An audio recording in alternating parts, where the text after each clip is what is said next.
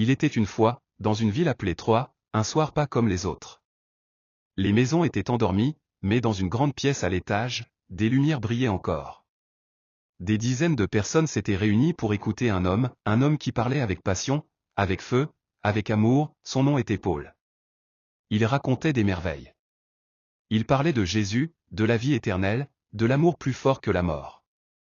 Les gens buvaient ses paroles comme de l'eau fraîche dans un désert. Mais voilà, il était tard. Très tard. Et dans un coin, assis sur le rebord d'une grande fenêtre, il y avait un garçon. Son nom était Eutychus. Il avait voulu écouter lui aussi.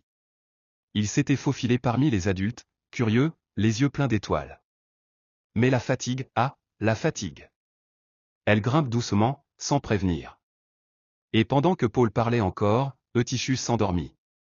La tête lourde, les paupières closes, puis soudain le vide. Un cri. Une chute.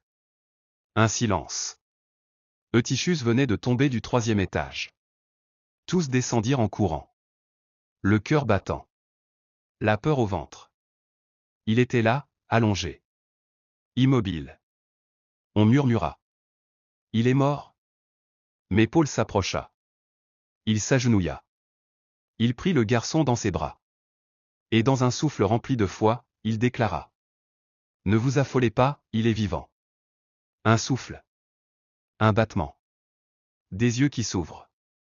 Eutychus était vivant. Les pleurs devinrent des chants. La peur se transforma en paix. Et cette nuit-là, dans la maison de Troie, on ne parla plus seulement d'un sermon, mais d'un miracle. Car même ceux qui tombent peuvent être relevés.